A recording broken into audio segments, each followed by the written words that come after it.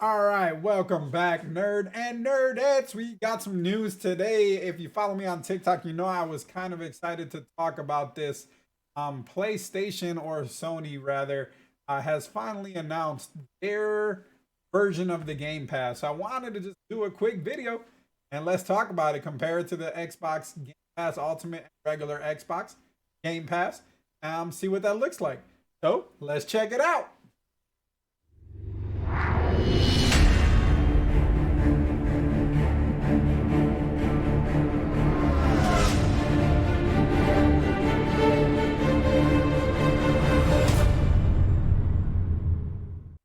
All right, y'all, we're back. So what we're gonna do is we're gonna go through these tiers really quickly, and just compare them. I got a bunch of notes that I made during the day. PSN, PlayStation Network, Plus, let's call it, versus the Game Pass, right? So let's start on the Sony end, since that is the newest news, the most up to date news that we got. Going to be releasing in June. I don't think they got a specific date. If they did, I missed it. Been kind of busy. But it's coming in June. They just gave us some tidbits, and here's what we know. So the first one's going to be called the Essential tier. That is what we have and know today as PlayStation Plus. It allows you to play online. It gives you access to download monthly games. Usually it's 2 games for PS5 and then a few others for like PS4.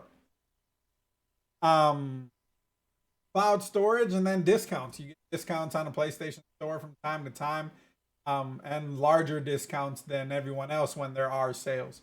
So it's what you know today as PlayStation Plus. Now being called the Essential tier. It's gonna be $9.99 a month, quarterly $24.99, or yearly you got the $59.99. Again, par for the course is what we know today. On the Xbox side of things, on the comparable side, is what we know as just Xbox Live, right? You have Xbox Live for $10 a month. Um, and it's how you're able to access the internet. Now, beyond Xbox Live, you can get the Game Pass. So the first tier of the Game Pass is the Xbox Game Pass for consoles. That's going to be $9.99, same PlayStation. They don't really do like year subs. They do have some quarterly ones that you can buy $5 usually, $30. They do have some sales. It gives you access though, for about 100 games on an Xbox. The biggest thing that it does is day one releases games from Xbox Studio. That's going to be the biggest difference between services. We'll talk about that a little bit more later on. But think about Xbox Studios. You have 343 industry. You have Obsidian. You have Bethesda now. So those are big names in the industry, and you get those day one on the Game Pass for console. You can turn this into what they call the Ultimate Game Pass for $5 more. So for $15 a month, you'll get the Ultimate Game Pass, which includes the console Game Pass, the PC Game Pass, and Xbox Live, all bundled into a neat service for you. Now, you can get the PC version of Xbox Game Pass only as well for $10 if you wanted to do that. You get day one releases for Xbox games, just like you do on a console one. The only main difference is that you get EA Play with the Xbox PC Pass, which means you have access to all of EA's Play's library from day one. You don't get that on the regular console Game Pass unless you do Ultimate, which we'll dive into in a second. So that's the kind of apples to apples comparison between the Essential tier and the regular Game Pass, in a sense, right? The next tier you get PlayStation Plus Extra. That's gonna be $14.99 a month, $39.99 for a quarter, or $100, $99.99 yearly. For $5 more, you're gonna get around 400 PS4, PS5 game downloaders. You're also gonna get PlayStation Studio games that are gonna be available and thrown on there. The difference is they are not gonna be on there day one. Sony, for some reason, is completely against this. They say it's going to disrupt the way that their studios are built to create innovative games. I want to disagree with them, based on the success of the Game Pass. but they do produce higher quality exclusives. I don't think that's up for debate. Sony produces the better exclusives. They have been for a while. So maybe they're onto something, but I don't agree with what they're saying when for the reason behind why they don't want their games as a day one release on a service. Outside of that, they're going to have games on there. Once it launches, God of War will be on there at some point. You'll have Death Stranding, Miles Morales is Spider-Man, Mortal Kombat's gonna be on there. We'll get the online, PlayStation Plus with it so that you can play online. You'll get the discounts, you'll get storage. This is probably the most comparable to the Xbox Game Pass itself. The Game Pass Ultimate, that's $14.99 a month. It's going to give you all the access we talked about for the Game Pass. It's going to give you the console and the PC, and it'll give you access to EA Play. So this part right here is pretty awesome. Sony actually turned down EA Play or EA Access, I think we called it back in the day. They said it wasn't a good value for gamers, which was interesting. But they launched on Xbox first. Now you can get EA Play on the PlayStation as well, but Xbox is incorporated into the Ultimate Game Pass. That gives you access to another few hundred games that just aren't on the plate right now for Sony. But there is good news, right?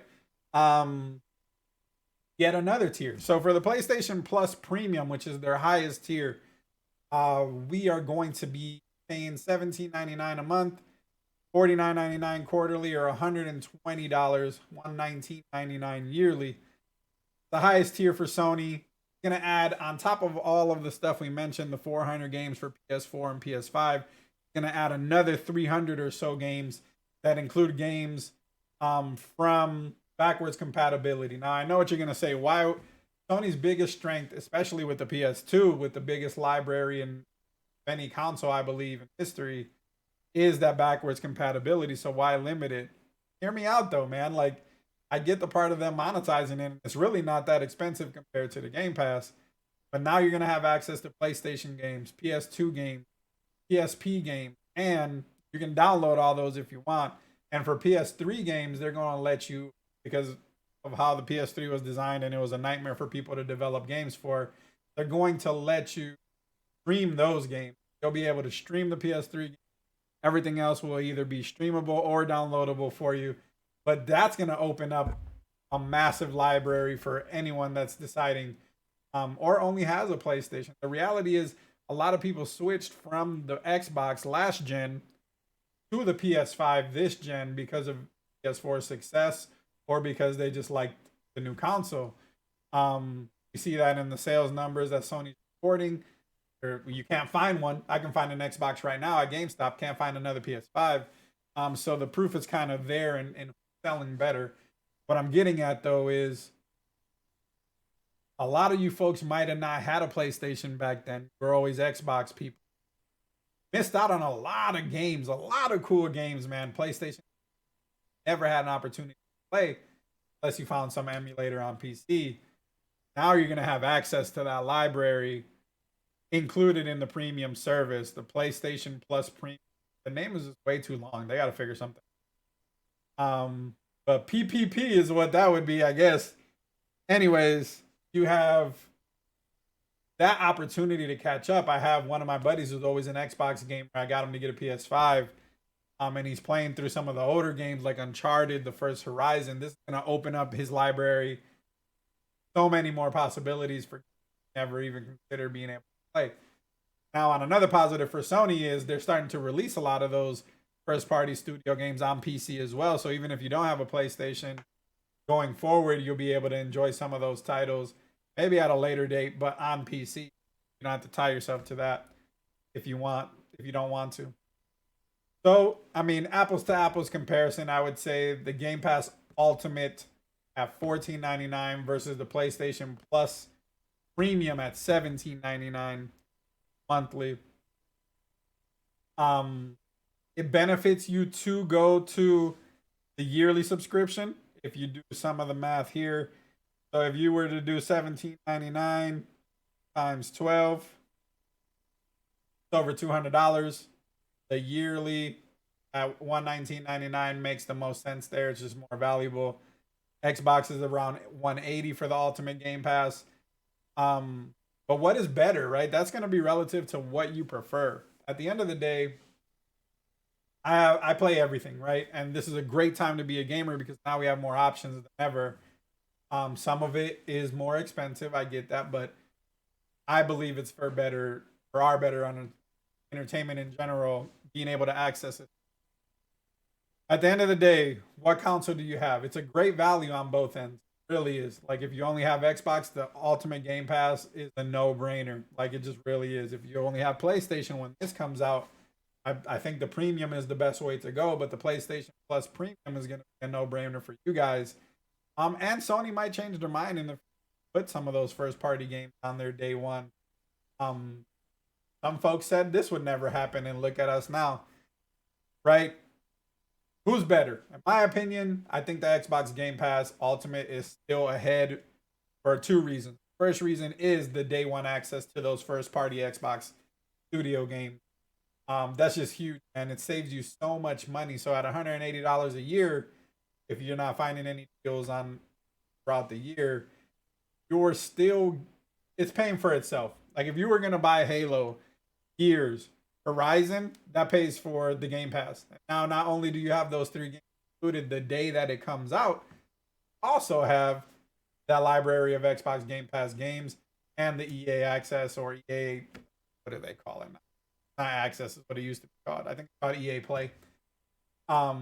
In the library, that kind of edges it forward to me. Beyond that, I think it's just one of those things where this is just the entry of Sony.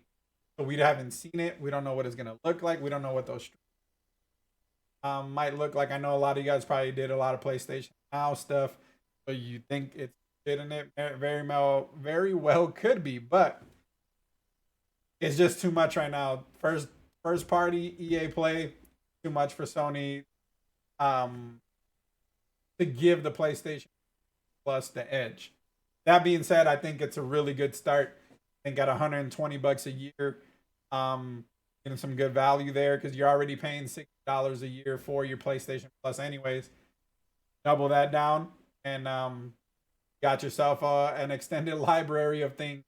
I would imagine over the course of time, EA Play will also be on there, some similar deal to what Microsoft has done. I think over time, Sony might have to change their mind and add those first party games there. We'll see if they actually do it. I do think there was a missed opportunity. Sony's acquisition and the merger of Crunchyroll and Funimation. Why not include that service into the PlayStation Plus family? Why not with the premium service? Hell, charge me whatever. I don't know. Bake in the cost for Crunchyroll. I think it's like $7. Bake it in at a slight discount. Tell me the premium pass for 150, let's call it. Now I have all the great stuff that we already talked about, but also access to the greatest anime library that exists. Like, why would you not do that to add even further value? It's something Xbox isn't doing. It would change the way the perception of it is, and it's really truly innovative. I know you guys are trying to do it because I've heard rumors of you guys wanting to bundle in Sony movies, but forget the movies. Start with the anime. Start with anime with Crunchyroll. Add it to the service. Sony, if you're listening, somebody share it with them. Maybe do another tier. I don't know. But Crunchyroll is a missed opportunity for you guys to add it to this service, which would have gone over amazing. Anyways, that's it, guys. What do you like? Do you prefer PlayStation? Do you prefer Xbox? Do you play them both? I think the console wars are kind of silly. You know, I play wherever I want to play. But I know a lot of people are into that. And ultimately, what do you think is better? I honestly don't think it's much of a competition yet. There is some good value on the PlayStation side, but the Xbox Game Pass Ultimate is just it's too overpowered right now on day one for them. Over time, I'm sure that premium pass is going to grow into something similar to what Microsoft is offering. But let me know what you think. Like the comments. Make sure you follow. Make sure you subscribe. Hit me up on TikTok. On Facebook is where I post much of my stuff. Also on Instagram, you got Nerd Related. Follow your boy. We are out here. We're playing games. I'm trying to beat Horizon Forbidden West still. I'm back into Apex, trying to get better at that. I never was great at it, but I was decent. And playing with my boy Ray, who you guys have seen on this channel. Did a little bit of Fortnite playing since building is gone. Make sure you follow us, y'all. Make sure you comment. Hit that subscribe button. Deuces!